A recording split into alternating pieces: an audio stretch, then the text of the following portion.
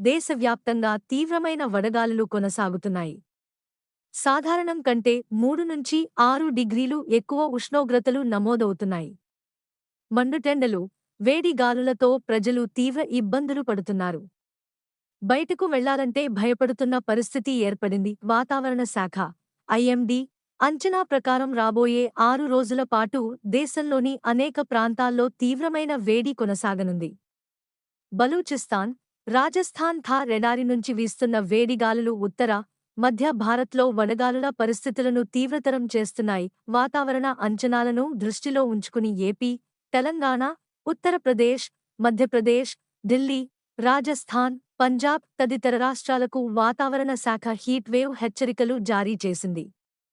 తెలంగాణలో ఆదిలాబాద్, జగిత్యాల, కామారెడ్డి, కరీంనగర్, కొమరం భీం, మంచిర్యాల, నల్గొండ, నిర్మల్, నిజామాబాద్, పెద్దపల్లి, రాజన్న సిరిసిల్ల, సూర్యాపేట జిల్లాల్లో మరో 3 రోజుల పాటు రెడ్ అలర్ట్ కొనసాగుతోంది. నేడు 14 జిల్లాలకు హీట్వేవ్ అలర్ట్ జారీ అయ్యింది. ఉత్తర, తూర్పు తెలంగాణ జిల్లాల్లో 45కు పైగా ఉష్ణోగ్రతలు నమోదవుతాయని అంచనా. ఖమ్మం, వరంగల్, హనుమకొండ, నల్గొండ, సూర్యాపేట జిల్లాల్లో 45 డిగ్రీల సెల్సియస్ దాటే అవకాశం ఉంది.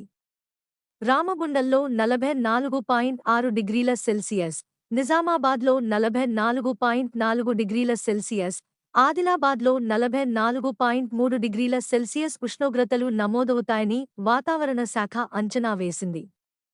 హైదరాబాద్లో పగటి ఉష్ణోగ్రత 39.5కు పరిమితమైన ఉక్కపోత తీవ్రంగా కొనసాగుతోంది. రాబోయే 2 రోజుల్లో గరిష్ట ఉష్ణోగ్రతలు మరో 1-2 డిగ్రీలు పెరిగే అవకాశం ఉంది.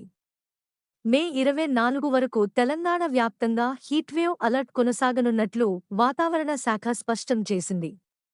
దక్షిణ తెలంగాణ జిల్లాల్లో ఉరుములు, మెరుపులు, 40-50 కిలోమీటర్లు వేగంతో ఈదురుగాలుల హెచ్చరిక కూడా జారీ అయ్యింది.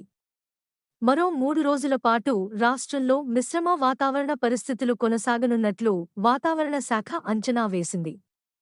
ఏపీలో ఎండల తీవ్రత ఏపీలో సైతం ఎండల తీవ్రత కొనసాగుతుంది.